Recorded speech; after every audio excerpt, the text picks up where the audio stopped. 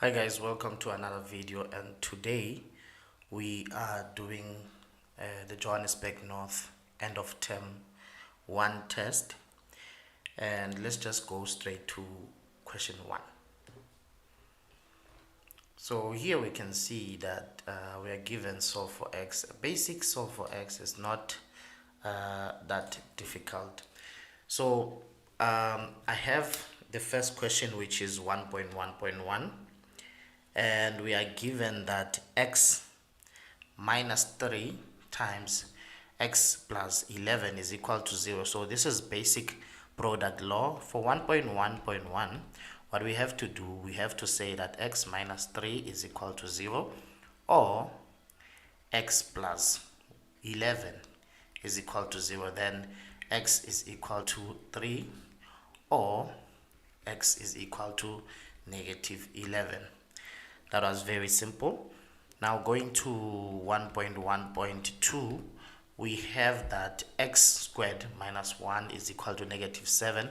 And you remember that if we have a quadratic equation, we have to make everything equal to 0. So this is 3x squared minus 1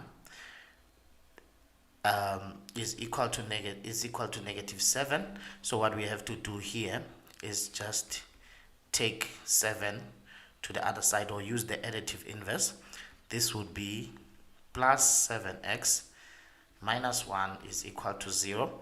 And then from here we can apply our quadratic formula, because now we have a, which is 3, we have b, which is positive 7, and then our c is negative 1. So now, meaning that x is equal to negative, then we substitute b, and our b is 7, plus minus the root of 7 squared minus 4, and then our a is 3, our c is negative 1, all over 2 times a. Now our a is 3, and then when you press your calculator and substitute correctly, you will get that x is equal to 0.14, or x is equal to negative 2.47. So that is very simple. Let's head on to the next question, which is inequalities. Now for inequalities, we have 2x squared plus x minus 6 is greater or equal to 0. Now you know that we have to find our critical point. So what you can do here, you can factorize or use the quadratic formula. So I would like you to use the quadratic formula, which means that x is equal to negative 1 plus minus the root of 1 squared minus 4, and the value of a is 2, and the value of c is negative 6, all over 2 times 2. So can you see that the value of a is equal to 2, the value of b is equal to 1, and then the value of c is equal to negative 6. Then it would give you your critical point, which means now x is equal to 3 over 2, or x is equal to negative 2. So that these are your critical points. Now you remember that we have to give our answer in inequality form. So now if you look at the critical points, we have negative 2, and we also have 3 over 2. Now the question said for which values of x, right, would this be greater or equal to 0. Now if you look at our graph here, it would be before negative 3, so meaning that x is now less than or equal to negative 2, or, and then after 3 over 2, x greater or equal to 3 over 2. That is very simple. The last question is, so we have, the first question was 1.1.1, then we went to 1.1.2, and then now we just did 1.1.3. Now the last question is 1.2, which is simultaneous equations. Now we have two equations here. X plus 2y is equal to 5, and x squared minus 3 xy plus y squared is equal to -1. So we have to choose one of the equations here. Now the equation that I would like to choose is the one that doesn't have exponents, which is equation 1. And then now with equation 1, I'm going to choose a variable that doesn't have a coefficient, which is now x. So I'm going to make it the subject of the formula. Now if you look at this, is x plus 2y is equal to 5. So now I will have x is equal to 5 minus 2y. So this would be my equation, because this is equation 1, this is equation 2. I formulated my equation 3 from equation 1. So this is my equation 3. The next step that I would do is substitute into equation 2. So wherever there's x, I have to substitute 5 minus 2y. So now in my equation 2, I have x squared minus 3x, let me just write this correctly, minus 3xy plus y squared is equal to -1. Now in my substitution, wherever there's x, I put 5 minus 2y. So this means 5 minus 2y squared minus 3x. So wherever there's x, I put 5 minus 2y plus y squared is equal to -1. So that's my substitution. Now wherever there's 2 terms in a bracket squared, I have to write 2 brackets. So x minus 2y, or 5 minus 2y. Then what I would do here, because there's a y, remember there's 3xy, so I can just shift the y to next to 3 because it's multiplication. So I can just say 3y and then multiply by 5 minus 2y, then plus y squared. Then I can immediately take this -1 to this side, so it's going to be positive, is equal to 0. Now the next step I would do is to use FOIL method. Now FOIL method, I have to multiply the first term and the first term. That gives me 25. Then I have to multiply the outer term and the outer term, which is -10y. The inner term and the inner term is -10y, and those are like terms, so it means I have -20y. Then when I multiply the last term and the last term, I would have a positive for y squared. Then the next step, I would distribute this 3 here. So I have to multiply it by 5, which is going to be -15y. Then I have to multiply the -2 by the -3y, which is positive 6y squared. Then I have y squared plus 1 is equal to 0. Now the next step is to collect the like terms. Now I would like to start with the terms that have a y squared. The first term that has a y squared is 4y squared. The next term that has a y squared is 6y squared, and then the other one is y squared. So together they would give you 11 squared. Then the next thing is to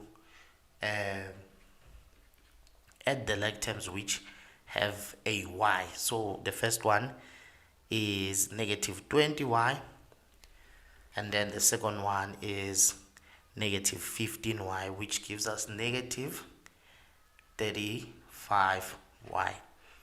Then now I would proceed to add the terms that are constant. So if you look at this doesn't have y, which is a constant, and also 1 doesn't have y, so meaning I would have to add 25 plus 1, which is now 26, is equal to 0. So now I would have to factorize this, but I would apply the quadratic formula, because now a is equal to 11, b is equal to negative 35, and then c is equal to 26.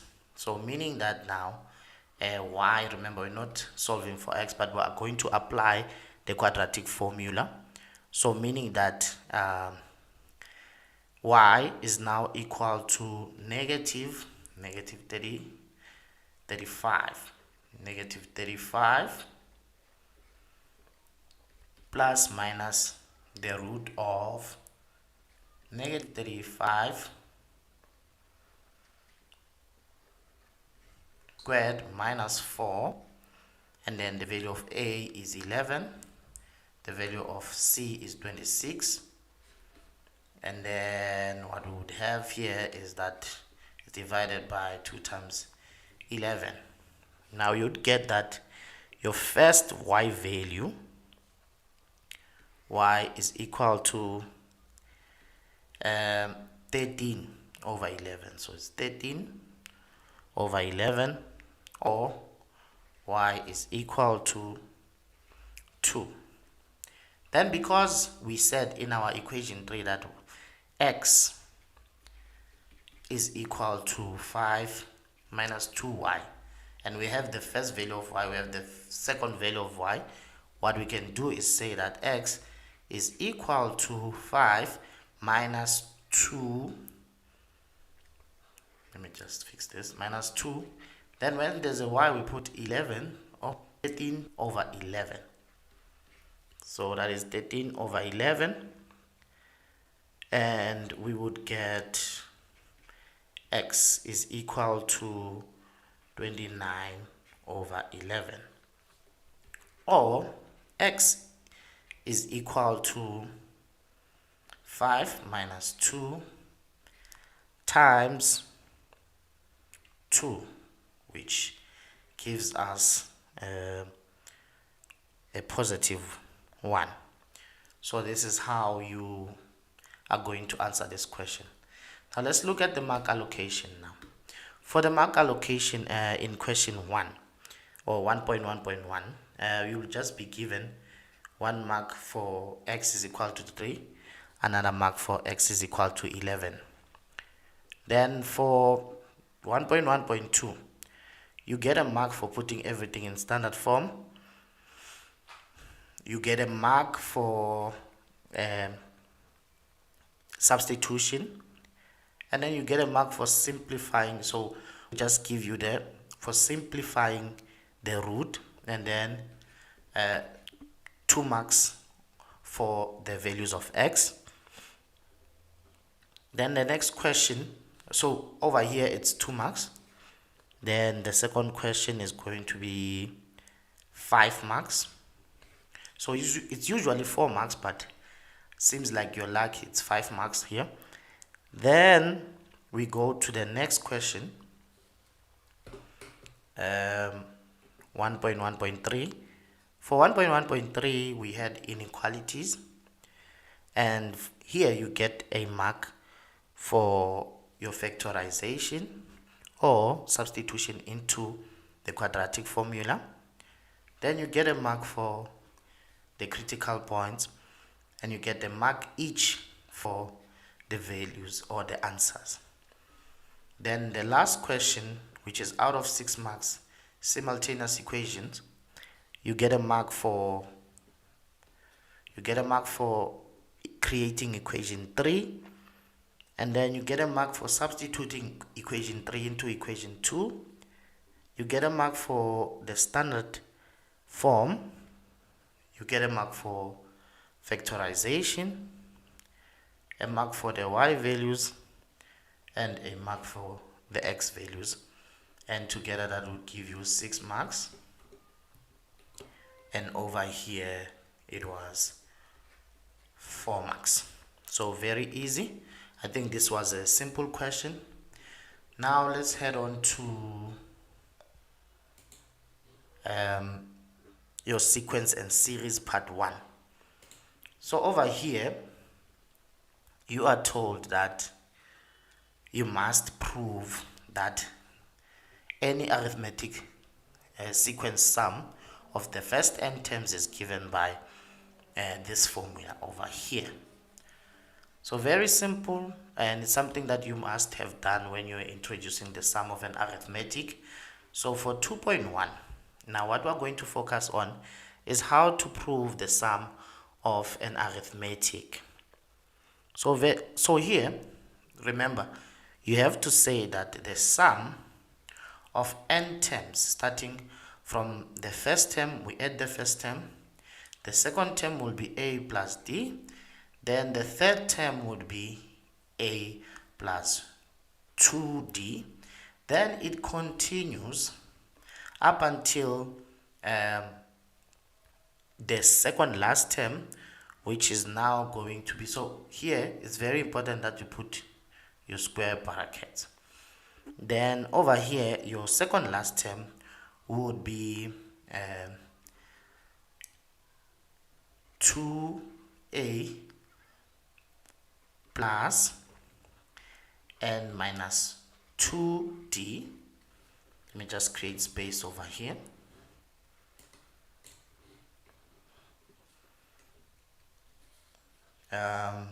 Plus, so it continues, plus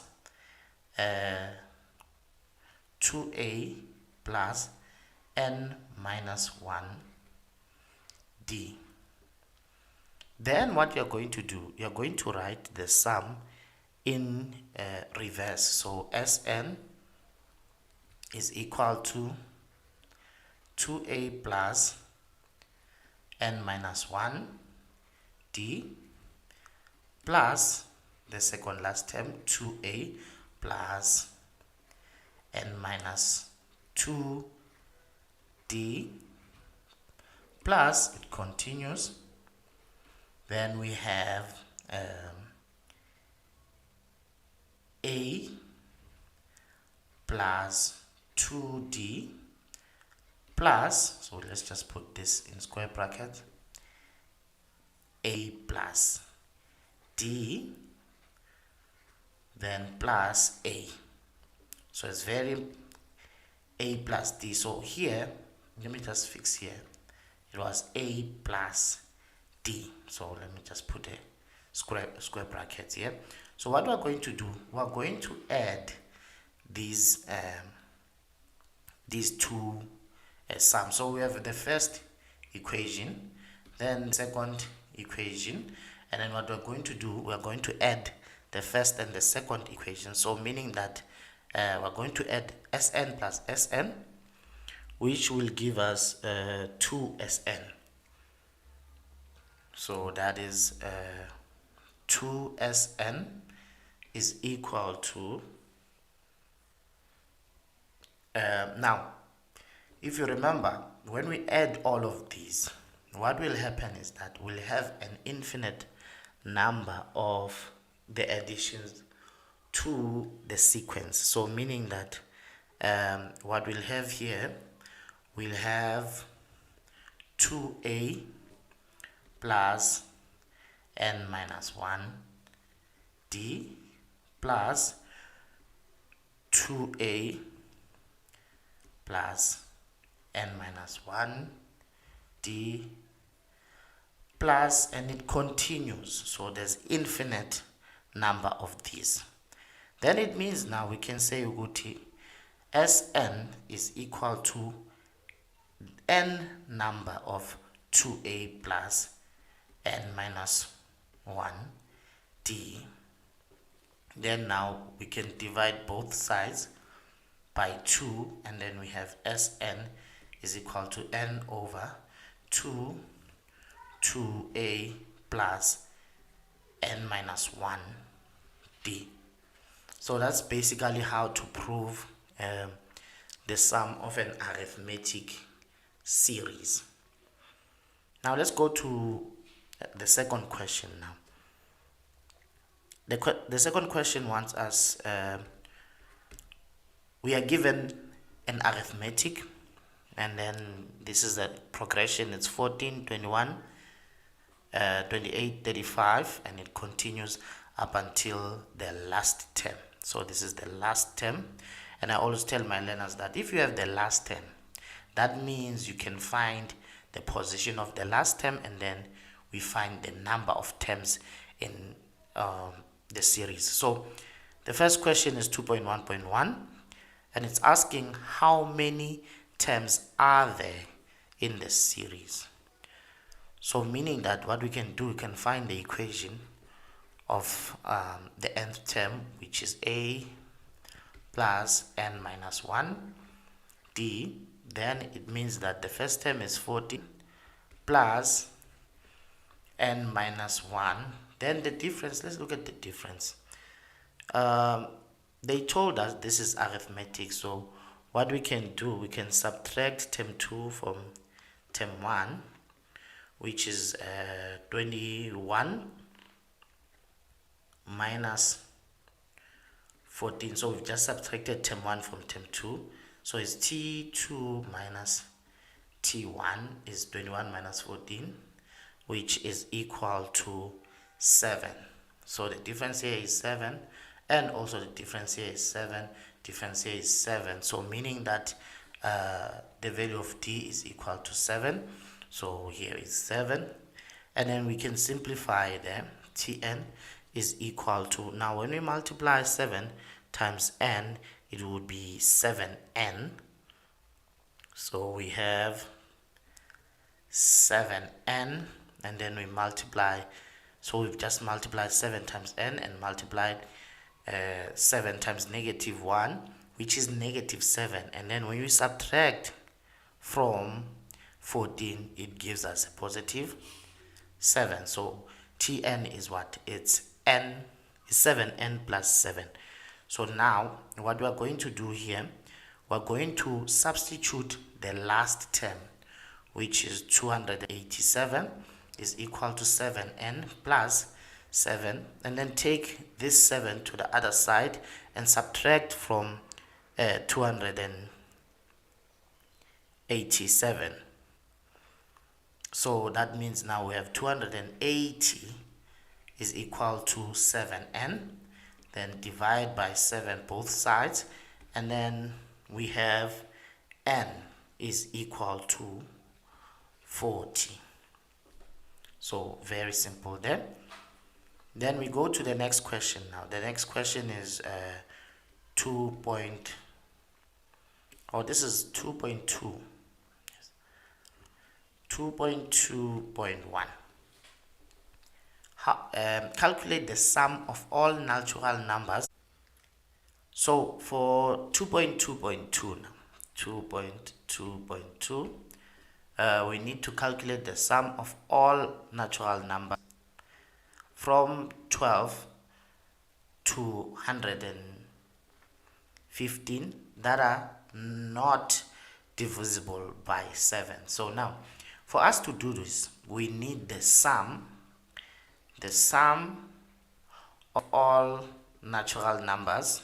If we can have the sum of all natural numbers from 12 to 115, and then what we can do now is subtract the sum of all numbers divisible by 7. Then we would have the sum of numbers that are not divisible by 7. So simple way, we find the numbers of all numbers from 12 to 15 minus the sum of numbers that are divisible by 7. Then we'll get the number of the sum of the numbers that are not divisible by 7. So we'll start with sum of all numbers from 1, 2 to 115. So now we know this is the first term, and then this is the last term. So because we are given the last term, what we can do is use the sum of the last term. So the sum of an arithmetic using the last term. So it's n over 2, and then we have a plus l. So now, how many numbers do we have from 12 to 105? Remember, the number of terms is equal to the end. The last number is 115 minus the start, which is 12, plus 1. So which gives us a 104. So we have 104 numbers from 12 to 115. So meaning we have to find the sum of 104 terms starting from 12 to 15. And we get that the sum is 6,604. So this is the sum of all numbers from 12 to 115. Then now, on the other side, we need the sum of numbers that are divisible by 7. Now from 12 to 115. So from 12 to 115, the first number that is divisible by 7 is 14. This would be the first number. The last number that is divisible by 7 is 112. Then now we need to find how many terms are there. But you remember in the first, in the presiding question, which is 2.1, we found out the nth term for numbers that are divisible by 7. Because if you look at this pattern here, these are numbers that are divisible by 7. But we know that the last term, instead of 287, it will be 112. So meaning that Tn is equal to 7n plus 7. But what we need here, we need to find how many numbers are there. So starting from, the last term is 112 is equal to 7n plus 7. So that is how we find the number of terms that are divisible by.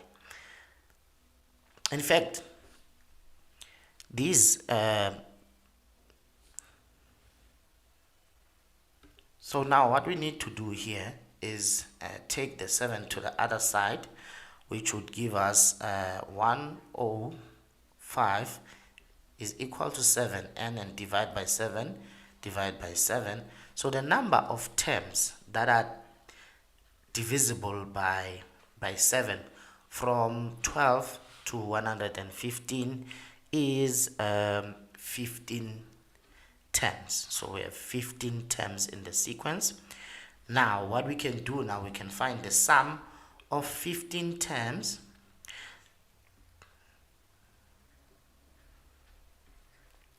starting from 14, and the last term is 112, which now is 945.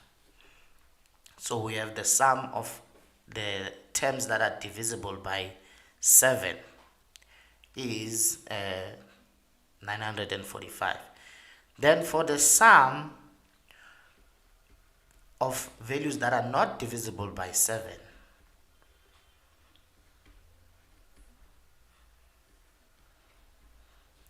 is equal to the sum of all numbers from 12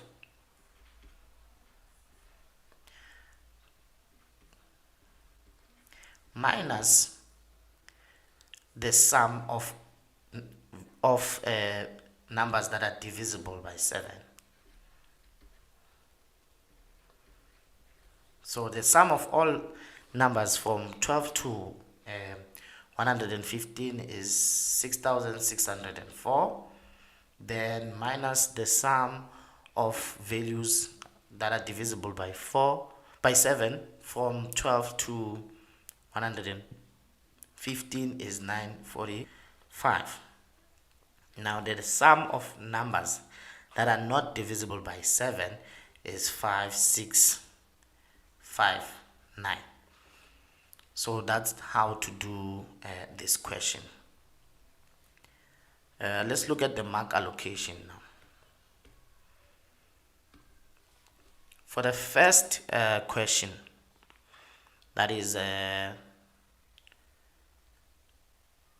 2.1, which is the proof for the sum, you get 1 mark for writing SN. So that is 1 mark, and also writing it the other way around, in reverse in fact. Then you get a mark for adding the terms. Then you get a mark for this expression of the last term to n terms, that is, and then this is 2 marks, and dividing by 2, so it together it gives you 4 marks.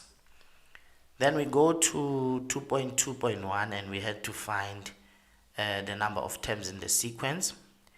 You get a mark for substitution into the nth term, and then get a mark for simplifying and solving for n.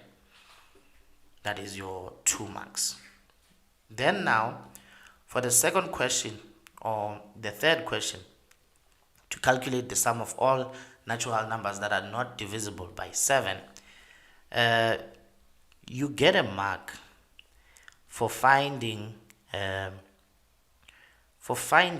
number of terms in the sequence. So meaning that the number of terms that are divisible, the number of terms, all terms from 12 to 115, you get a mark for 104 terms, and then you get a mark for the sum. Then also you get a mark for the sum of the number of terms that are divisible by 7, and then you get a mark for subtracting the sum of the number of terms divisible by 7 from the number of terms, all natural numbers that are from 12 to 115. So together that would give you your 4 marks. Then we go to 2.3. 2.3 says show that. So 2.3, let me change the color. 2.3. It says show that the sum of this nth term from 2 to n is equal to 3n squared plus n minus 4. So now we have sigma notation. So we have the sum starting from 2 to n terms of Tn, which is 6k minus 2. So what we need to do here is to expand, and you remember we need to find out whether this is arithmetic or geometric. So what we can do here, we can say that we can substitute 2, and then that will be 2 times 6 minus 2, which would be 10. Then we get the next term would be 3 times 6, it's 18 minus 2, That's 16 plus the next number is 6 times 4, which is 24, minus 2, that is 22. You just need 3 terms to test whether it's arithmetic or geometric. So if you look here, from 10 to 16, we get that we are going to add 6, and then from 16 to 22 we add 6. So immediately there's a common difference, so meaning that D is equal to 6, A is equal to 10. So what we can do now, we can apply the sum of an arithmetic, which is n over 2 times 2a plus n minus 1 d. But now we are missing the value of n, and you remember in sigma notation the number of terms are end, which is n, minus start, which is 2, plus 1. So that is the number of terms, and the number of terms now is going to be n minus 1. So when we substitute here, we get that Sn is equal to the number of terms. We said it's n minus 1 over 2 times 2a. Now 2a, a is 10, plus, and the number of terms is n minus 1 minus 1, and then the difference is 6. So what we have here is Sn is equal to n minus 1 over 2, and then we have 20 plus n minus 2, so that is negative 1 minus 1, and then we have 6 here. So now when we simplify, I'm just going to start here at the top. So that would be Sn is equal to n minus 1 over 2, and then we'd have 20, and then we're going to multiply the 6 by n, which is positive 6n, and multiply the 6 by negative 2, which is negative 12. In fact, this is negative 12. So we have to simplify the bracket. N minus 1 over 2, then we have 6n, and then 20 minus 12 gives us 8 plus 8. So we have plus 8. Then what we need to do here is to multiply by n minus 1. So now what we have here is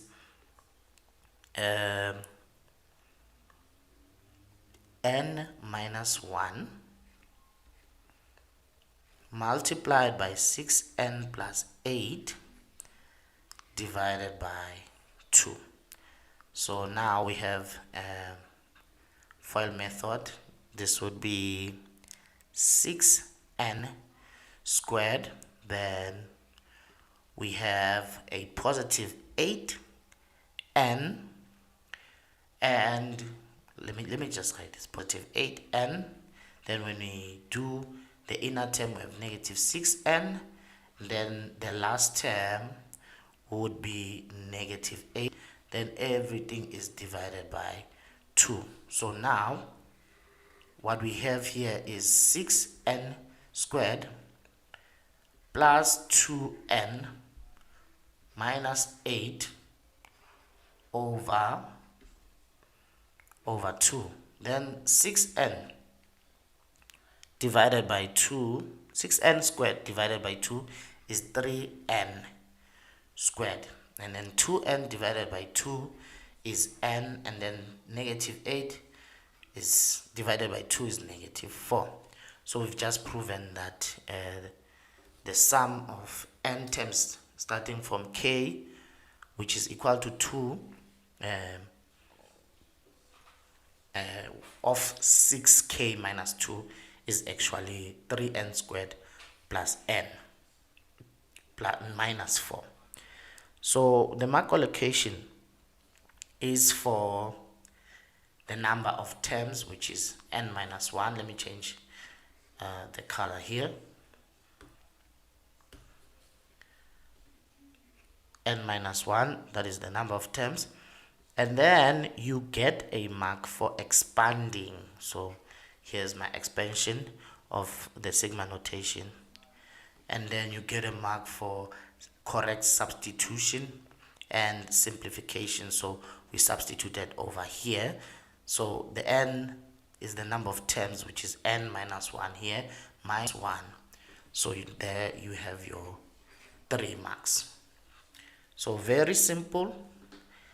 I hope you understood. Now let's go to the next question here. Sequence and series part 2.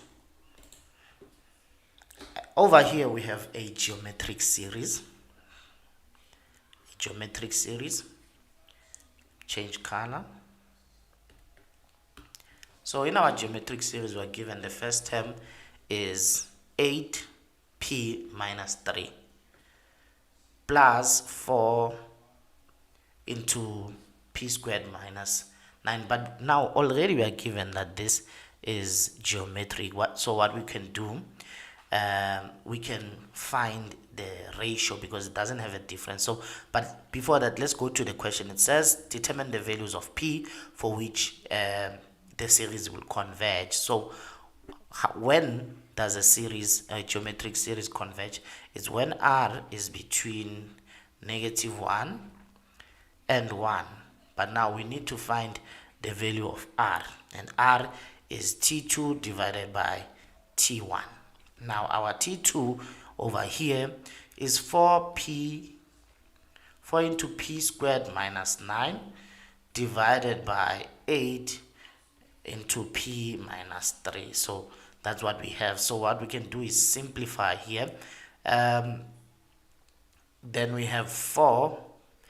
This is a difference of 2 squared, so we'll have p minus 3 and p plus 3 over 8 p minus 3. So what we have here is that we have 4 divided by 8 is 1 over 2. Then this cancels with the p minus 3 at the denominator, and then we are left with 1 over 2p plus 3. So this is r is equal to 1 over 2 p plus 3. So that's how we find the constant ratio. Then now what we need to do, we need to substitute the constant ratio, and the constant ratio is actually the same as p plus 3 over 2. Then because we said a geometric series converges when r is between -1 and 1, then now we would have -1 here. Then we have p plus 3 over 2, and then we have 1. So meaning that what we can do, we can use we can solve for p using inequalities here. The first thing that I would do is multiply each side by 2, so this will be -2, and then it cancels the 2 in the denominator, and then we have 2 here. Then I would use the additive inverse here, so meaning I would subtract 3 from each side. So I will have -5 here, and then p, and then over here I will have -1. I've subtracted 3 from each side. So the first thing that I did, I multiplied every side by 2, cancelling the 2 in the denominator, and then subtracted 3 from each side. So p is between -5 and -1. Then the next question, 3.2, says if p is -2, determine the sum to infinity. Now you remember the equation for sum to infinity is Sn is equal to a over 1 minus r. So if you can have a and r. So we need the value of a is the first term, and they said it's 8. Then we have p minus 3. This is our first term, so meaning that our first term is 8, then it's negative 2 minus 3. So if we say that is our first term, that means our first term is going to be 8 multiplied by negative 5, which gives us negative 40.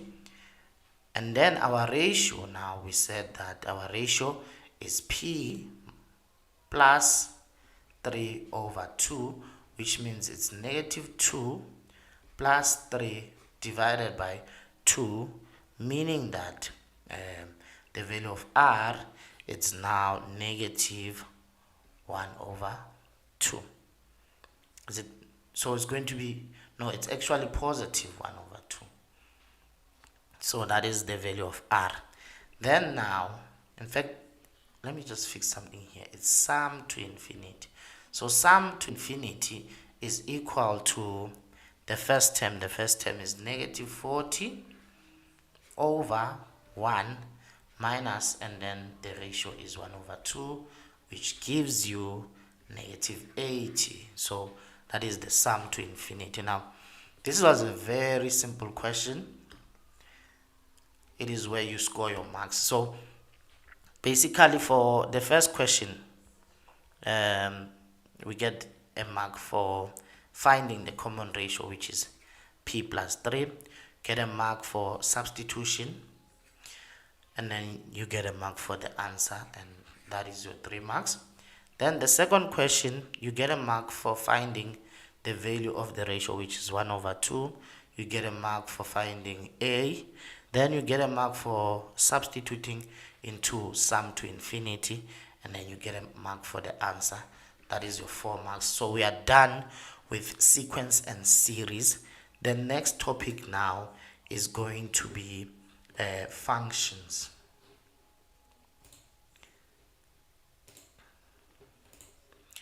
So with functions, we start with the hyperbola. So let's just go straight to the question.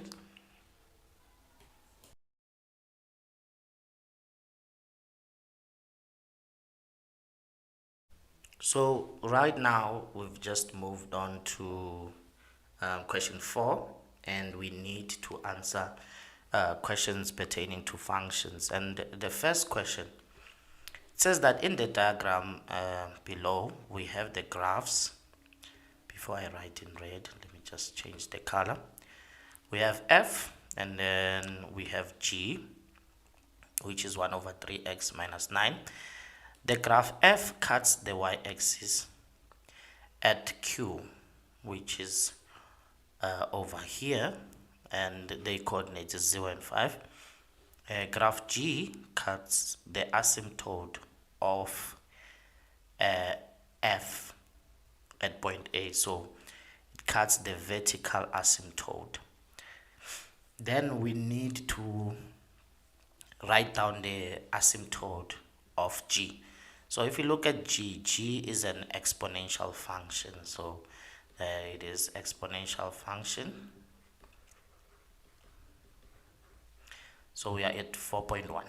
So we're dealing with an exponential function here, and an exponential function has this standard form: y is equal to abx plus q. So meaning that we need the value of q as our asymptote, and if you look at the value of q, it's negative 9. So meaning that our horizontal asymptote is y is equal to negative 9. Very simple there. 4.2. 4.2, it says determine the coordinates of r. Now if you look at r here, it's where g of x cuts the y-axis, so meaning that it's the y-intercept, and we know that at the y-intercept x is equal to 0, and we have the equation which is y is equal to 1 over 3 to the exponent x minus 9. So that is the equation of the function, and it cuts the x-axis, or the y-axis I mean. So meaning that for us to find y, we have to make x equal to 0. So y is equal to 1 over 3 to the exponent 0. This is 9 to the exponent 0 minus 9. So meaning that now we'll have 1 minus 9, which is equal to negative 8, meaning that the coordinates of r is going to be 0 and negative 8. Very simple and straightforward there. And then we go to 4.3.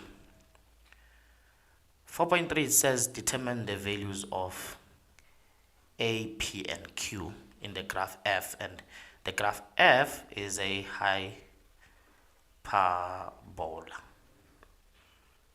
So meaning that we need to find the equation of the hyperbola. And the standard form for a hyperbola is y is equal to A over x plus p plus q. Then now we need to find A, P, and then Q. So now what we have here, we have the fact that one of the asymptotes, which is the vertical asymptote, cuts at A over here. So now what we know again is that the horizontal asymptote in fact is 0. So now what we can do, we can say that Q is equal to 0 if you look at the horizontal asymptote there. Then we need to find P, and you remember that for us to find P, we need the point A over here, which is on the exponential function. So we're going to use the exponential function, and on the exponential function we are going to make y equal to 0, because the point A is the x-intercept of G, which means that y is equal to 0. So for us to find the vertical asymptote, we have to use g of x, which is now y is equal to 1 over 3 x minus 9. So now we need to say 0 is equal to 1 over 3 to the exponent x minus 9. Then what we know is that we can take 9 to the other side now. When we take 9 to the other side, it becomes positive. So meaning 1 over 3 to the exponent x is equal to 9. Then now what we can do, we can say that this is 3 to the exponent negative 1 multiplied by x, which is 3 to the exponent negative x.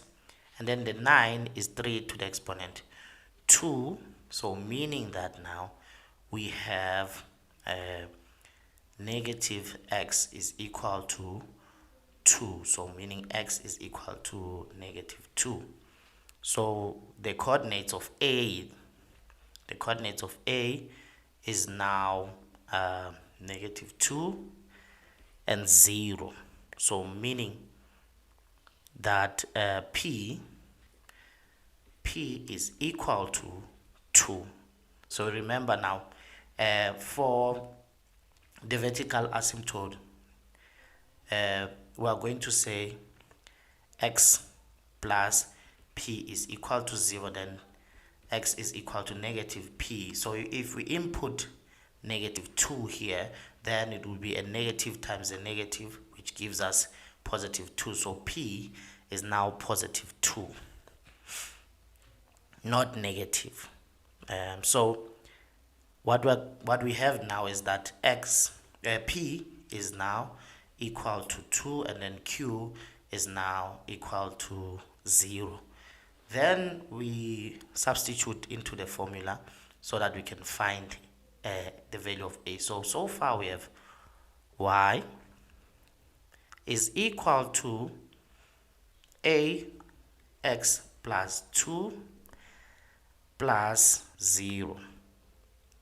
Then the next thing that we are going to do, we are going to substitute a coordinate on the function. So on the function f, we have a coordinate which is q, and the coordinate is 0 and 5. So meaning y is 5 is equal to a over 0 plus 2, which is 2, plus 0. So what we can do there, we can cross multiply, and then a is equal to 10. So the complete function now for f of x is equal to 10 over x plus 2 plus 0. So you can write it like this. Then for the next question now. For the next question we have 4.4, and 4.4 wants us to find the equation of a new function. So I'm gonna make a space here. Let me write 4.4 over here. 4.4, we are given that h of x is equal to g of x minus 2, or g of negative 2x plus 9. And we need to find the inverse of h of x. So h of x is equal to g of x. Now you remember g of x is our function over here. And then what we are going to do, in our function we have 1 over 3, and then we are going to put negative 2x. Then there was a minus 9, so what we are going to do, we are going to add 9. Remember g of x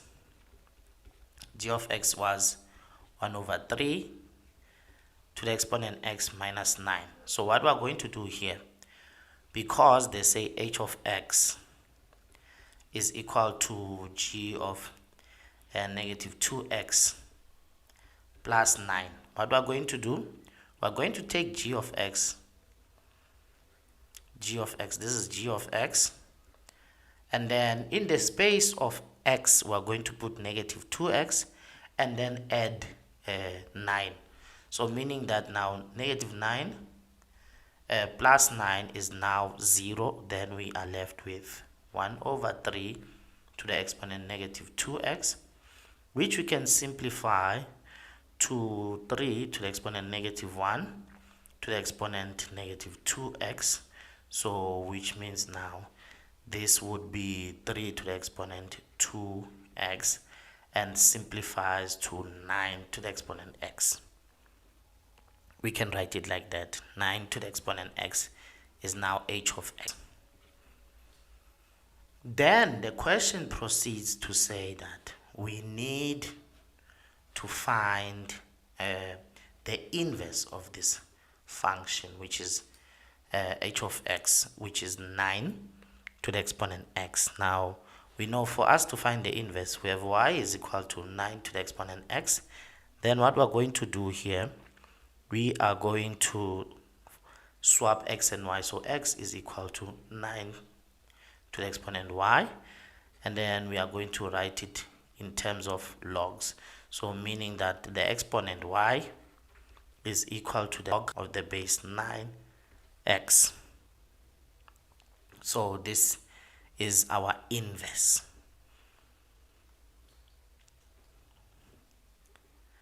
Then it proceeds to say we need to, for 4.5, we need to sketch the inverse, showing the intercept with the axis and at least one or more point. Okay, so now for us to sketch the inverse, we are sketching the inverse of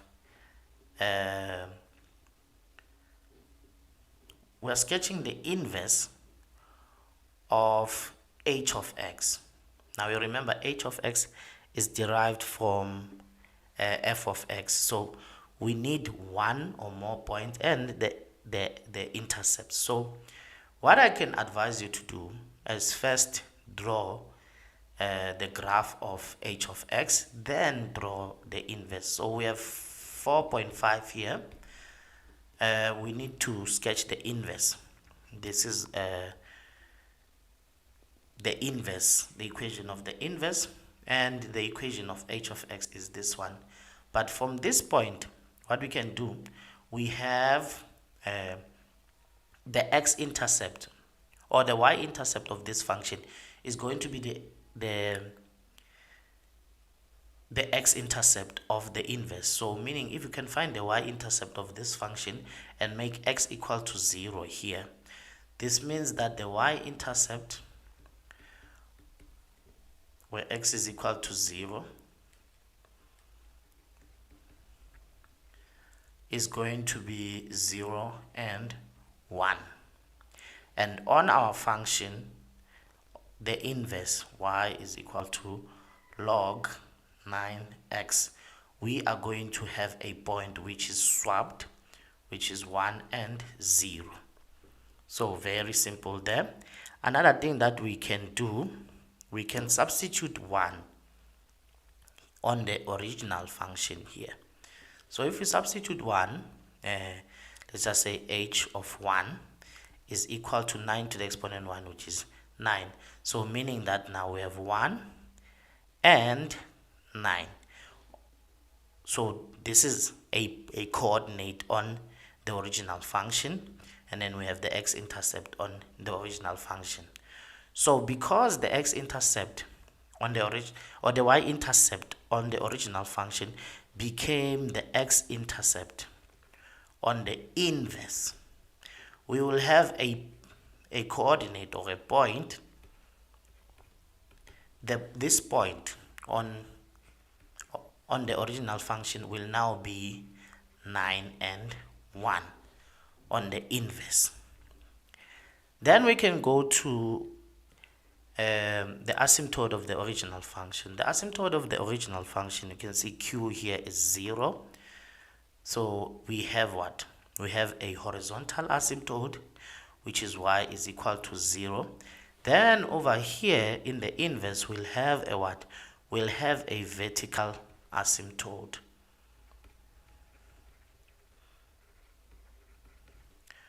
which is now what? X is equal to 0. So that's what I would advise you to do. Take the coordinates. So the y-intercept of the original function h of x will be the x-intercept of the inverse.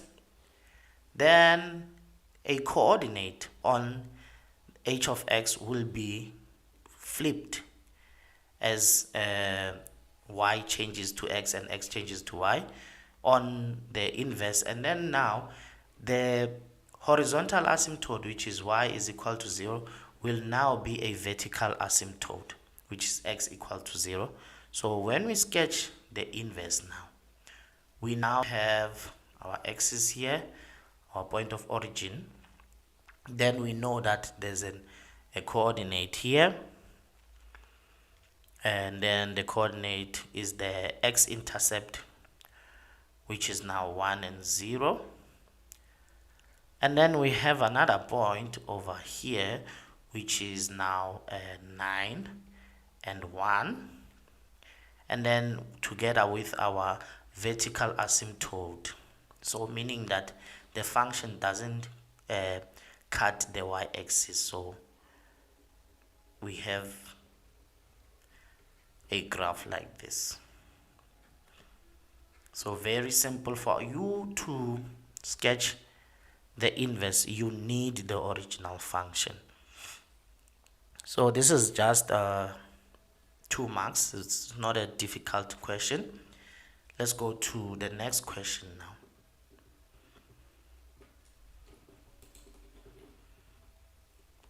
Uh, 4.6, it says determine the values of x for which the inverse of h of x is less than 2. Now you remember the inverse of h of x is y is equal to, or this is 4.6, y is equal to log 9x. So for us to find the values of x for which the inverse is greater than 2, negative 2, what we can do, we can say that log 9x is equal to negative 2, and then what we are going to do here, we're going to change this into exponential form. So for now, what we can do, we can say that in exponential form. So now what I need to do, the question says for which values of x is the inverse less than 2. Sorry for that, it's actually 2, not negative 2. So I need for values that are equal to 2, and then now change this into exponential form. Now remember, this is the exponent, this is the base, so it's going to be what? It's going to be 9, which is base 9, to exponent 2 is equal to x. And now 9 to the exponent 2 is 81, so x is equal to 81. Then now I have the constraints that there's a value which is 81, but when they say for which values of x will the function of the inverse of h be less than 2, we can look at our function here. Y is equal to 81 is somewhere this side, but our value, remember, it doesn't cut the y-axis, so meaning that it needs to be between 0 and 81. But remember, 0 is the vertical asymptote, so it doesn't include 0 but includes 81. So that is the values of x for which the function will be less than 2 is between 0 and 81. So that's how we answer the question. Let's look at the mark allocation now.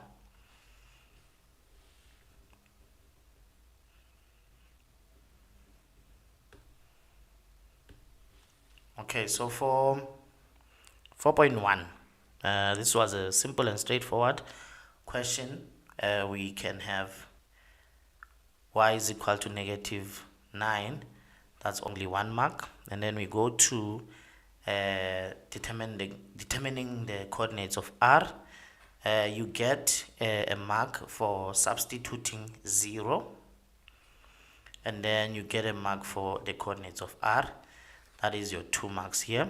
And then 4.3, you get a mark for finding p and q, and then you get a mark for substituting the coordinate, which is 5 and 0. So substituting the coordinate, you get a mark, the coordinate of a.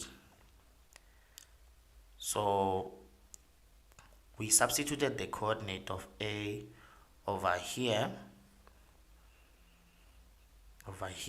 then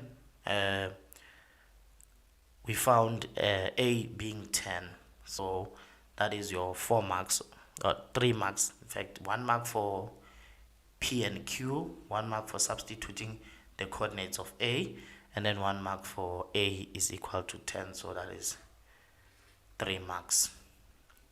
Then we go to 4.4. Now for 4.4, you get a mark for substituting the parameters that were given, which is h of x is given by g of x, which is g of negative 2x plus 9. So you get a mark for substituting that, and then you get a mark for simplifying, so meaning that you get a mark for h of x, which you simplified to 9 to the exponent x, and then you get a mark for swapping x and y, and get a mark for log 9x. So together that gives you your 4 marks. Then for 4.5, which was to sketch the function, you get a mark for the intercept and another point, and then another mark for the shape. So that is your 2 marks. And then the last question, for which values of x will be the inverse of h be less than 2, you get a mark for changing to exponential form. Then you get a mark for the interval. So that is another 2 marks. Now let's go check out the next question on functions, which is the parabola.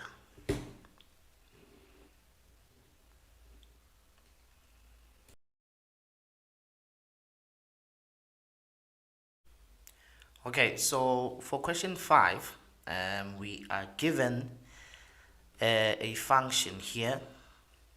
We're given a function f of x, and we are given another one, g of x. F of x is a parabola, as you can see, and then g of x is a straight line function or linear function, and f passes through a, e, b, and d, and a and b are the x-intercepts of f. Then we are given that the point E is the turning point of the graph f, and then G passes through the point G, which is -2/3 and 14/9, and cuts the y-axis at C. A and G are the points of intersection of the graphs, which is F and G. So now what we need to do is answer the question, the first question, which is 5.1. Determine the value of k in the graph G. So we're given that y is equal to 2/3x plus k. So we don't have the value of k, but we are told that G is a point on the function g of x. So what we can do here, we can substitute the point g so that we can find k. Now the y coordinate of g is 14/9, which is equal to 3 or 2/3 2/3x plus, and then the value of x in the point G is negative 2/3 plus k, which gives us 14/9 is equal to, now this would be -4/9. So -4/9 plus k, then k is equal to 14/9 plus 4/9, which gives us 18/9. Now 18/9 is equal to 2. So that's how you find k. And then for 5.2, says determine the equation of f by finding the values of a, p, and q. Now you remember that p and q on a parabola are the coordinates of the turning point, and we are given that e is the turning point of the parabola. So meaning that we have y is equal to ax, and then if we substitute p as -2, then it means it's going to be multiplied by 2. So it's going to be multiplied by a negative. So negative times negative is positive. Then we have -2. Then what we need to do now, we need to substitute a point. And you remember that we have the same point, which is G, and lies on both f of x and g of x. So we can have we can substitute the coordinates of d and say that y is 14 over 9 is equal to a, and then x is negative 2 over 3 plus 2 squared minus 2. And then we can use this to find the value of a. So now we have what? 14 over 9 is equal to a. And then we have 2. Negative 2 over 3 plus 2 is 4 over 3 squared minus 2. Then what we can do here, we can take 2 to the other side, and then it becomes plus 2. So what we'll have here is going to be 14 over 9 plus 2 is equal to a 4 over 3 squared. Then what we can do now, we can square the 4 over 3. Let me just write over here. And then we have 14 over 9 plus 2 is 32 over 9. Then is equal to 4 squared is 16 over 3 squared is 9. Then we have a. Then now what we can do, we can multiply by 9 both sides, and then we'll have 32 is equal to 16a, and divide by 16 both sides. Then a is equal to 2. So meaning that now the equation of f of x is equal to, our value of a is 2, x plus 2 squared minus 2. So that's your 5.2. And then we go to 5.3 now. 5.3, it says that determine the equation of h of x, a line perpendicular to G and passes through the point D. So that is for 3 marks. Now if you look at D is on the parabola, and it's actually the y-intercept where x is equal to 0. So what we can do, we can find the coordinates of D because it's 0. X is equal to 0, then we can find the y value now. The y value is y is equal to 2, then x is 0 plus 2 squared minus 2, which now would give us, if we substitute 0, then it would give us 6, because now 2 squared is 4, then multiply by 2 is 8, minus 2 is 6. So meaning that the coordinates of D is 0 and 6. So we have the coordinates of D. Then it says that it's a line that is perpendicular to G. Now if they're perpendicular, the product of the two gradients, so the gradient of H multiplied by the gradient of G is going to be -1. So meaning that now what we can do, we can substitute the coordinates or the gradient of G. So the gradient of G, so is mh times the gradient of G is what we have here, which is on the linear function, which is 2 over 3 is equal to -1. Then we divide both sides by 2 over 3, divide by 2 over 3. Then we get that the gradient of the graph H is now going to be -3 over 2. Then you remember that the equation of a function is y is equal to mx, or a linear function in particular. Y is equal to mx plus c, so meaning that now y is equal to negative 3 over 2x plus c.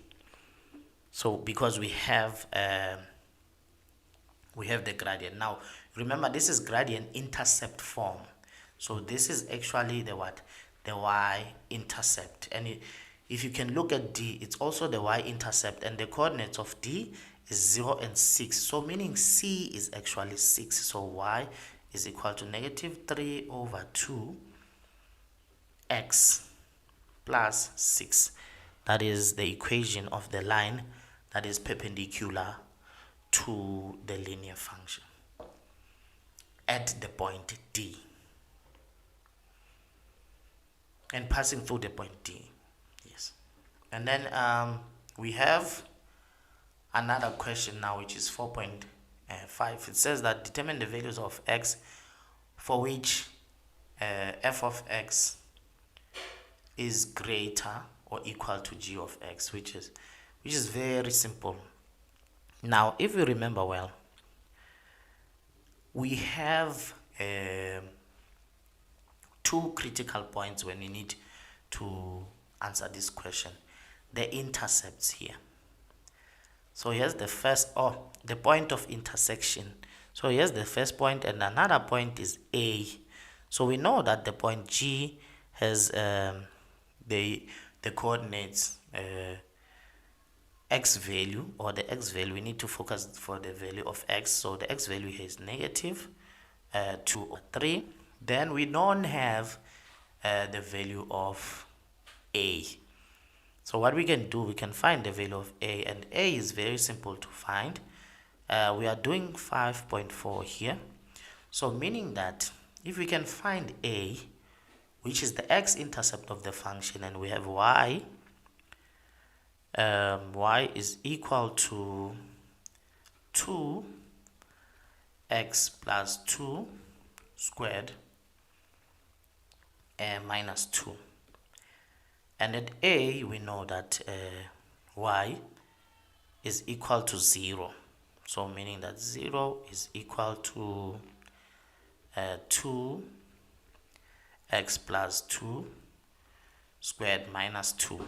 So if you can simplify this, we can find the x-intercept of the function, which is one of the points of intersection is A, and we have the x value at the point G, so we can find the x value of A. Or what we can do, in fact, this is the long way around. What we can do, we can take the linear function, which is y is equal to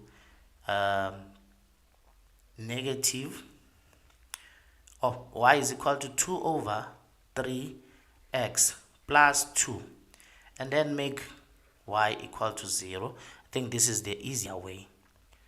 But for both graphs, because they have the same x-intercept at A, you will get the same answer, plus 2. So take 2 to the other side, and then it will be negative 2 is equal to 2 over 3 times x. So now what we can do here, we can divide by 2 over 3, or first multiply by 3, which is negative 6 is equal to 2x, and then divide by 2, and then now we know that x is equal to negative 3. So meaning the x value here is negative 3. Then we go back to the question. Now it says for which values of x is f of x greater or equal to g of x. Then the question is asking for which values of x is f of x, which is f of x is the parabola, and then g of x is the linear function. So the question is asking for which values of x is the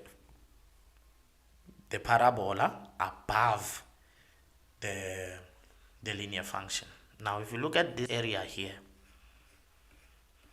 if you look at this area between negative 3 and negative 2 over 3.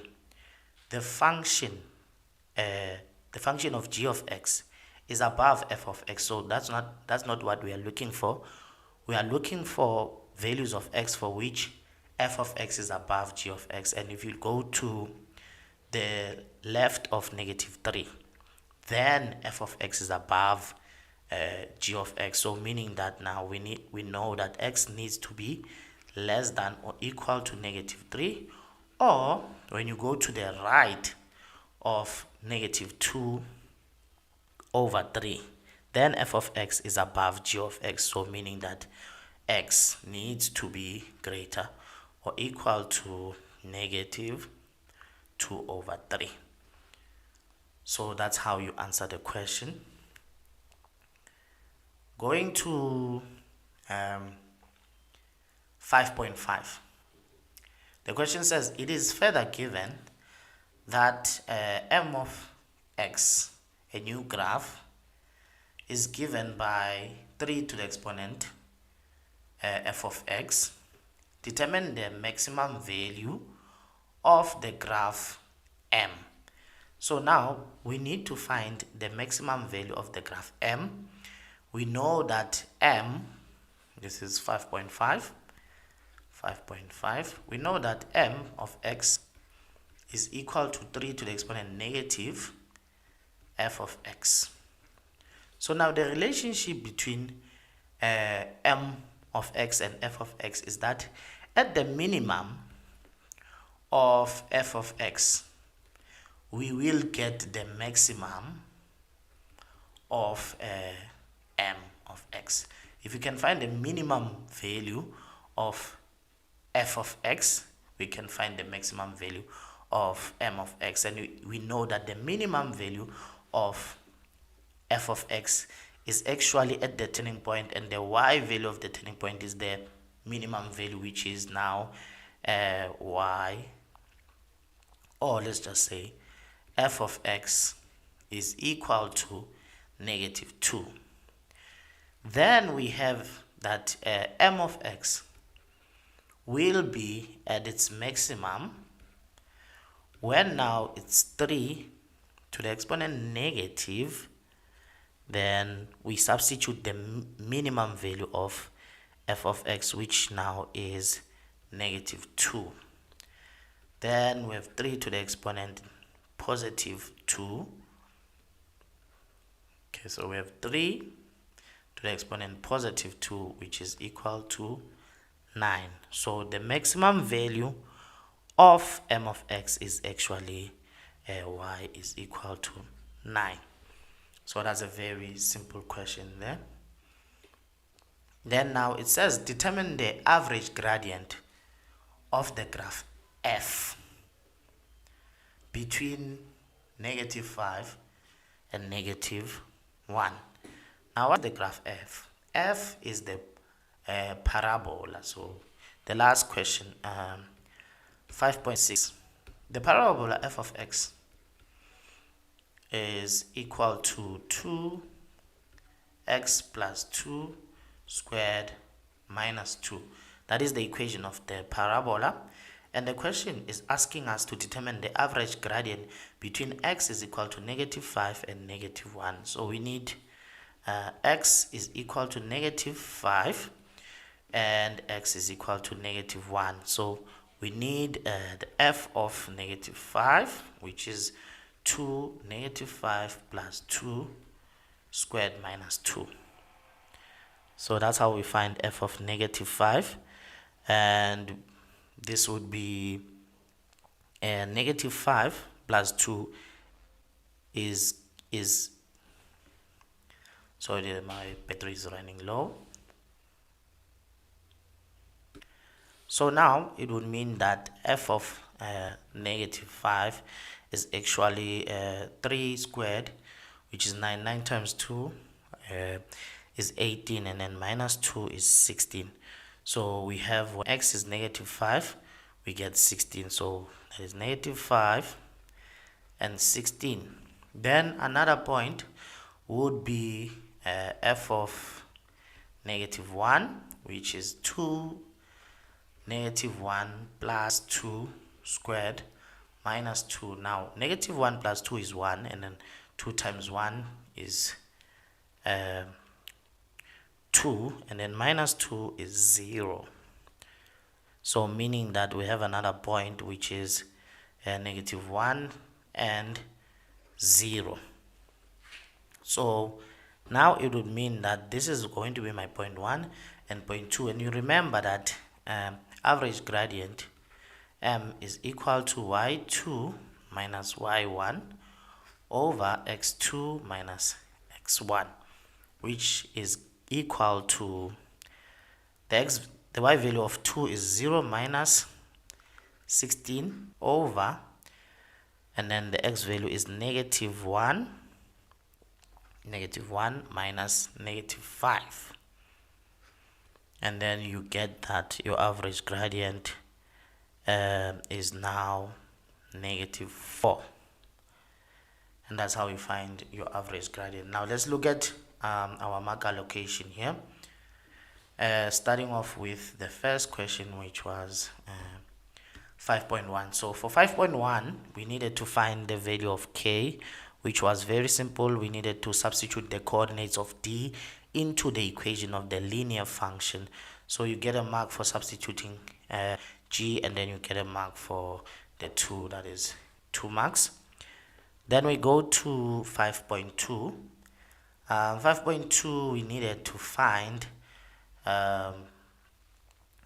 to find the equation of the parabola by substituting p and q, and then also the coordinates of g, because g is on the linear function and the parabola. So a mark for substituting the turning point, and another mark for substituting g, a mark for finding the value of a, which is 2, and then another mark for rewriting the equation of the function f of x. So together that gives you 4 marks. Then we go to the next question, which is 5.3, and we needed to find the equation of the line that passes through the point D and is perpendicular to the linear function. And you remember that the product of the gradients of perpendicular line is negative 1, so you get a mark for finding the gradient of h, and then another mark for substituting d, so or finding the coordinates of d, and then a mark for rewriting because d is the y-intercept, so rewriting the equation, and that is 3 marks. Then when we go to 5.4, 5.4 wanted us to find the values of x for which f of x is above g of x, and we found that it's between -3 and -2/3.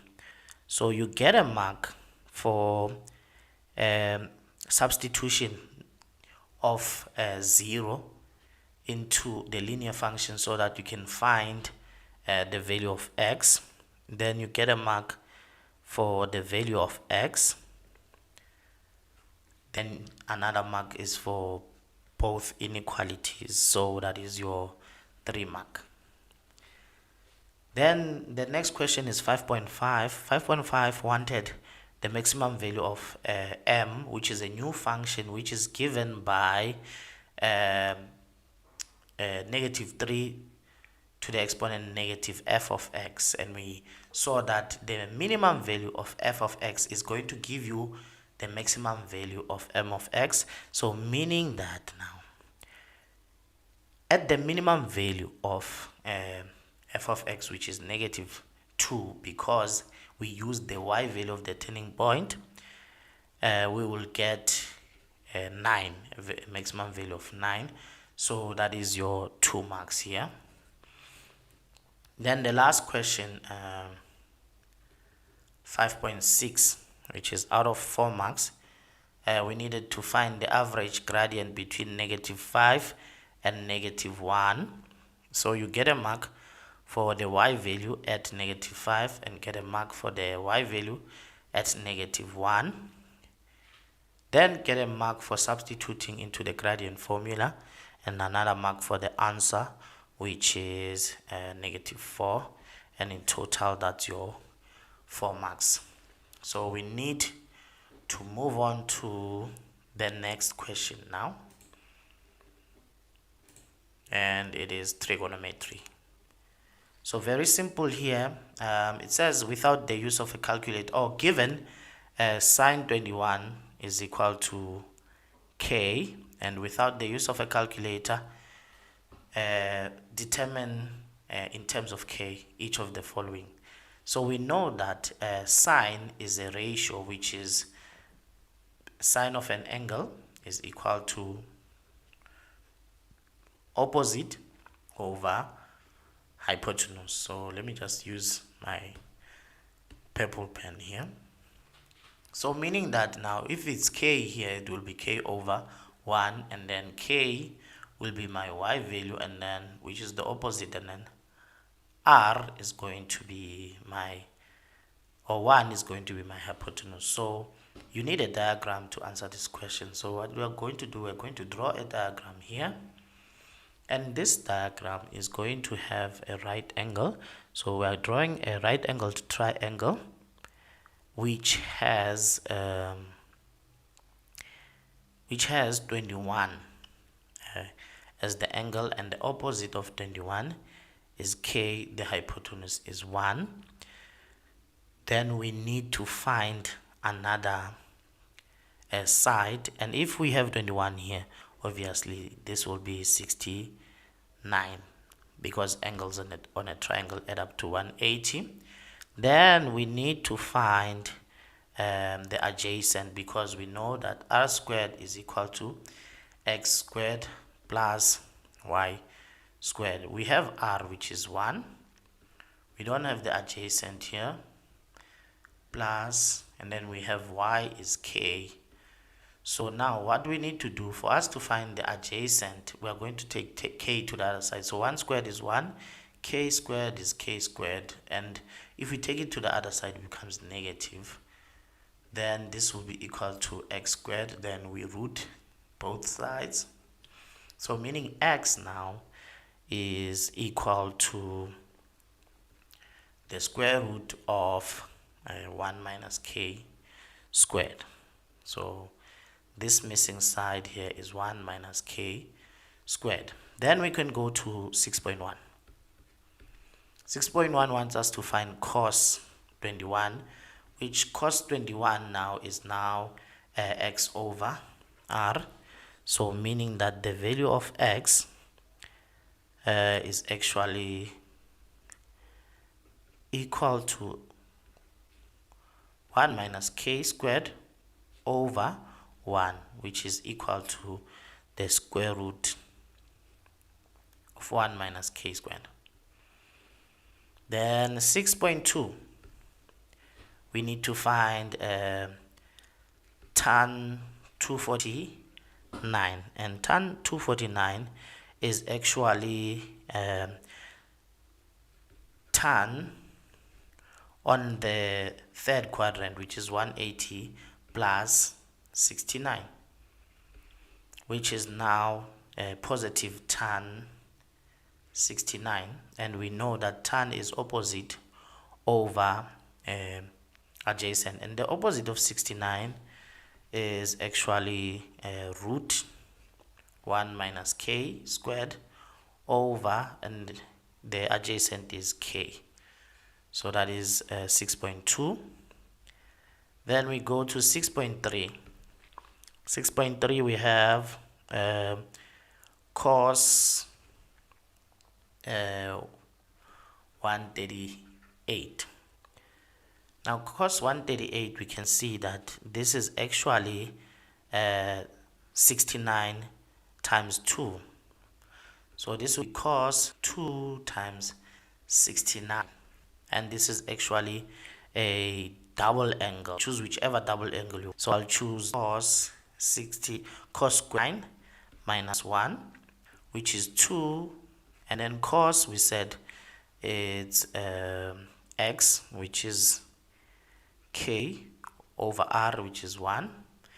So x over squared minus 1, so which gives me 2k squared minus 1. Very simple question, didn't take too much time.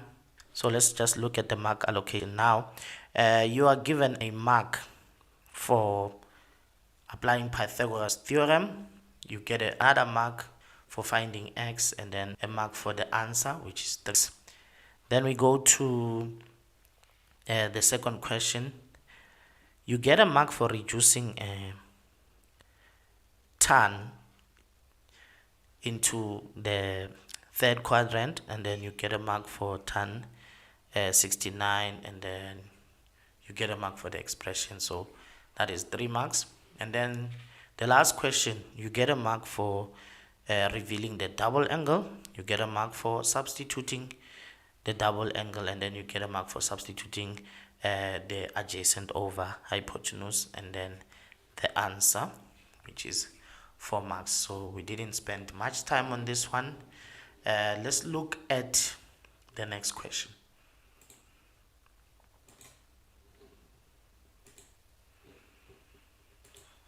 Okay, so question 7, we are given that P is equal to cos 45 plus x plus sine 45 minus x, and the first question says simplify the expression P as far as possible, and that is 7.1.1. So let me just go back to my purple pen here.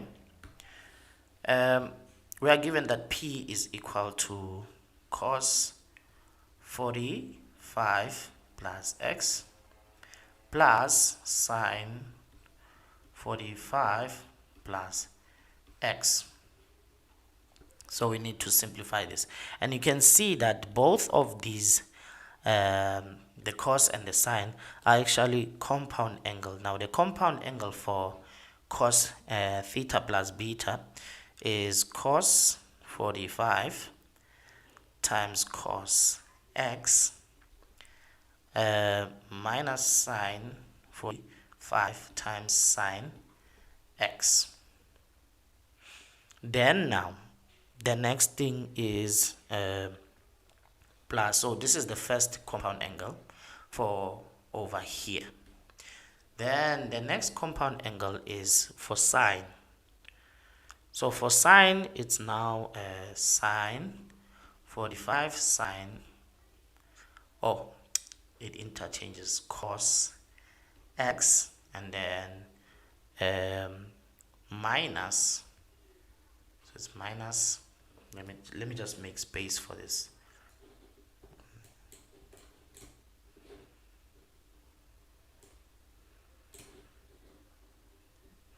Okay, seem not to be able to make space, so we'll just make room here. Then it's going to be a compound angle of sine, which is cos 45 sine x. So it's giving me a trouble here. So sine x. Okay. Then now when we simplify, the cos 45 is root 2 over 2, and then we're left with cos x, minus sine 45 is also root 2 over 2, and then sine x, plus sine 45 is root 2 over 2 cos x minus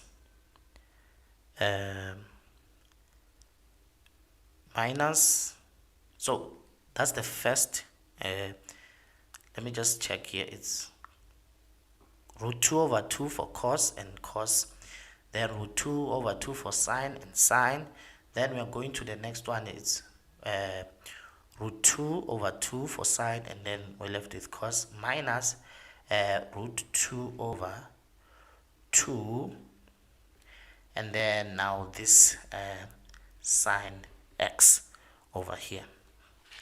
So now we have like terms here. We have a like term with two of these, so meaning that we have 2 root 2 over 2 cos x. Then we have a negative 2 of both 2 root 2 over 2 sine x, and if we multiply these two, the 2 will cancel with the 2, so meaning it's going to be root 2 cos x minus root 2 sine x. So in both instances, because it's 2 multiplied by root 2 over 2, the 2 in the denominator cancels, and also the 2 in the denominator cancels. Then we are left with root 2 cos x minus root 2 sine x, which can be factorized into root 2 cos x minus sine x. So very simple. So this is what p is equal to. Then it says that hence determine without the use of a calculator the value of p if x is 60. Okay, so meaning that now we'll have 7.1.2 if so. For 7.2 we have cos 4 theta is equal to 8 cos 4 to the exponent 4 theta minus 8 cos squared theta plus 1. We need to make sure that the left hand side is equal to the right hand side. So the easiest way is to simplify this side, which is the left hand side, which is cos 4 theta. And I'm choosing this specifically because I can see that I can make a double angle from the 4, which now is going to be cos 2 times 2 theta, and this would give me a double angle. So in my double angle I will have 2 cos squared 2 theta minus 1. That is the equation of my double angle, but I can see that this is actually 2 cos 2 theta all squared minus 1, and inside the bracket is also a double angle, so meaning that I have 2, then I use the same double angle, which is 2 cos, now it's squared theta minus 1 all squared minus 1. So in fact it's a double angle inside a double angle. Then now I would have 2, and because it's a bracket squared, it's going to be 2 cos squared theta minus 1 times 2 cos squared theta minus 1 minus 1. Then now I can apply FOIL method. Now in my FOIL method I have 2 cos squared theta multiplied by 2 cos squared theta, which is 4 cos exponent 4 theta minus, then I'll have what? I'll have outer term multiplied by outer term, which is going to be negative 4 cos squared theta, and inner term it's negative 4 cos squared theta. So in fact it's going to be negative 2 and negative 2, excuse me for that. So it's negative 2 cos squared theta and another negative 2 cos squared theta, and then I have negative times negative, that would be positive 1, so minus 1 over here. Then I can simplify, this would be 4 cos and then to the exponent 4 theta minus 4 cos squared theta plus 1 minus 1.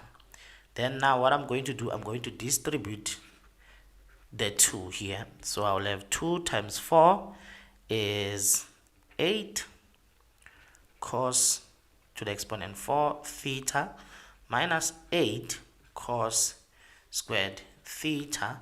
Then when I multiply 2 times 1, I'll have plus 2 minus 1. And then now I'll have what? 8 cos 4 theta minus 8 cos squared theta, and then 1 minus 2 minus 1 is equal to 1. So therefore now I've just made the left hand side equal to the right hand side. So that's how you answer 7.2. Then for 7.3 we are asked to determine the general solution for the equation, and the equation is 4 minus 5 cos x is equal to 2 sine squared x. Now for this question we need to factorize. Now for general solution, what I've realized is that a lot of learners struggle with general solution because of factorization. Now if you look at this question, what we can do, we can put it in standard form because we have a sine squared, so meaning that I can have what? 2 sine squared x, then take cos to the other side, which now is going to be plus 5 cos x, then take 4 to the other side, which is now minus 4 equal to 0. Now I can change this sine squared x to now what? 1 minus cos squared x, so it's 2, and then I have 1 minus cos squared x plus 5 cos x minus 4 is equal to 0. Now what's the first step? When you see a squared, it now becomes a quadratic, but now it allows you to change sign because we have an identity of sine squared x plus cos squared x is equal to 1. So I've just changed the sign into cos because I want to deal with the same trigonometric ratio. So now, meaning that I have 2 minus 2 cos squared x plus 5 cos x minus 4 is equal to 0. So now what I can do, I can just change the leading term to a positive, or just go straight to let cos x equal to k. So I'm just going to use k method. So meaning this would be 2 minus 2k squared plus 5 k minus 4 is equal to 0. So now this would mean that I have negative 2k squared plus 5k, and then 2 and 4 is negative 2, which is equal to 0. And what we can do, we can, if you want to factorize, you can make the leading term positive by just doing by dividing by negative 1. So this will be 2k squared minus 5k plus 2 is equal to 0. Then from here you can use your quadratic equation. Now from your quadratic equation you can find that we have k is equal to negative 5 plus minus the root of negative 5 squared minus 4, and our a is 2, our c is 2 over 2 times 2. So remember, our a is 2, our b is equal to negative 5, and then c is equal to 2. So now we have our quadratic equation here. So now what we can do, we can say that k is equal to 1 over 2, or k is equal to 2. So meaning that now we have what? We have cos x is equal to 1 over 2, or cos x is equal to 2. But now we know that when cos is equal to 2, it's undefined, so we just cancel the 2. And then now, because we have cos is equal to 1 over 2, we can find our reference angle. Now our reference angle is press shift cos 1 over 2 and it gives you 60. So now meaning that we have a reference angle, and then cos is positive, where it's positive on the first and the fourth quadrant. So meaning that x is equal to plus or minus the reference angle, which is 60 plus k times 360, where k is an element of integers. So that is very simple. The only thing that learners would struggle with is factorizing up until the last step and also cancelling out the 2. You can also do it as 360 minus theta, which would mean now it's two general solutions, 60 plus k 360, or 360 minus 60, which is 300 plus k 360. It's the same for cos. So that is our second trigonometry question, which is identities. Now let's look at our marker location and change pen.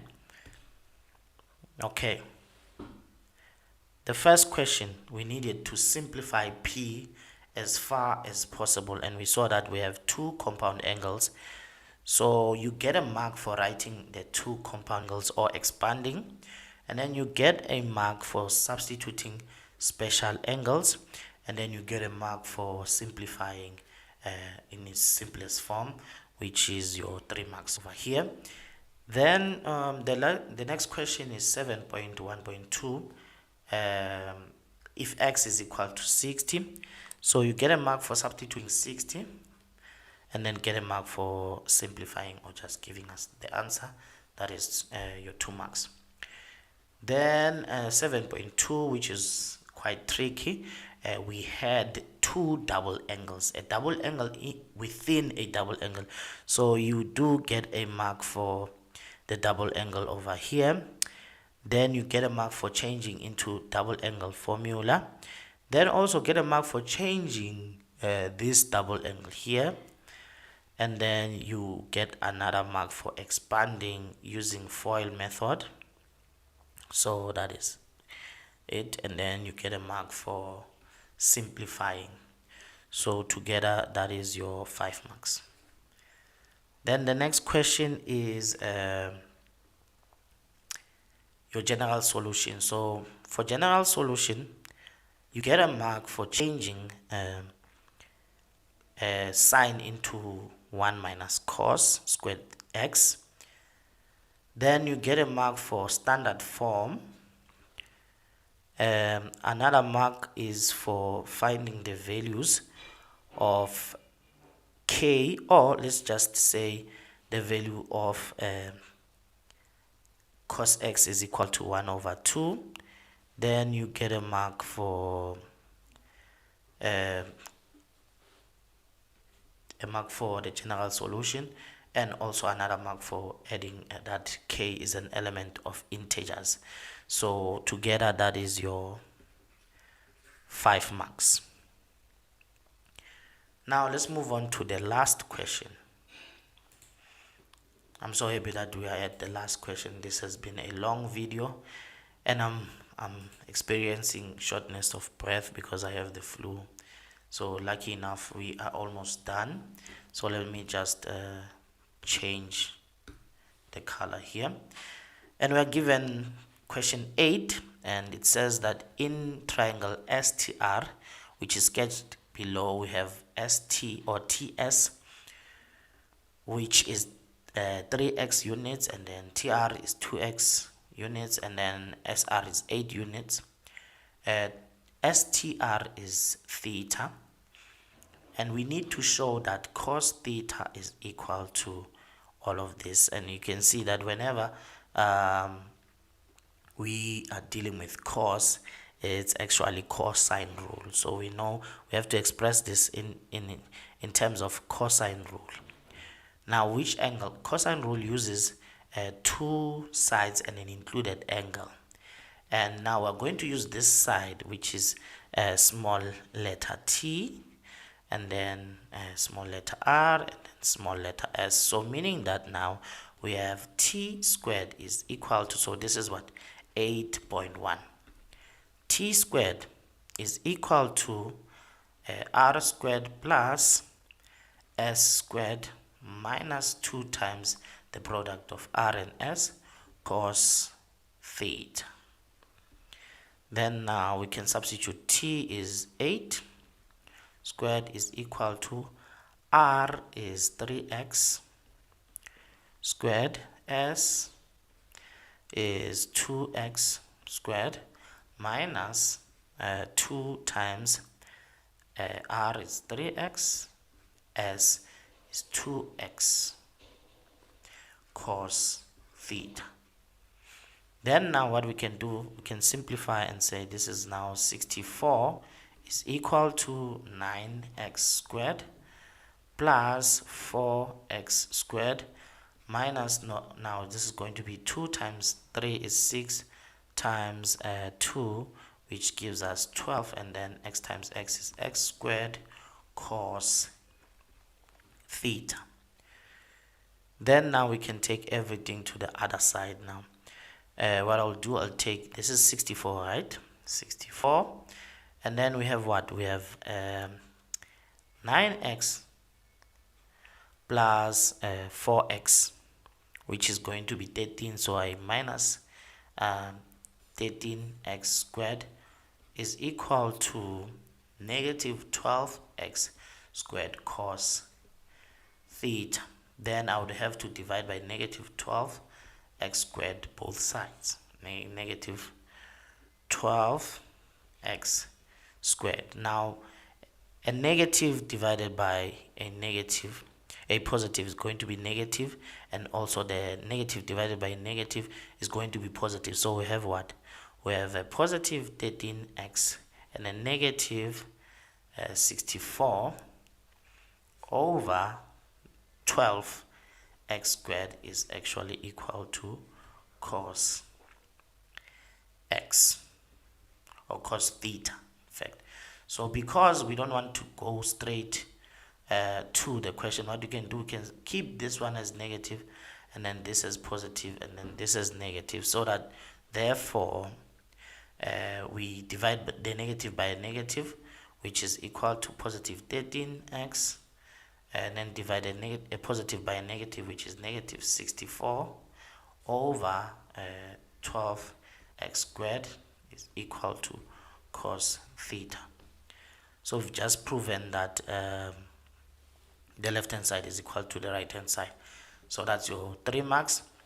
And then 8.2, it says if it is given that x is 2,5, determine the area of a triangle STR. Now you remember that area rule still uses the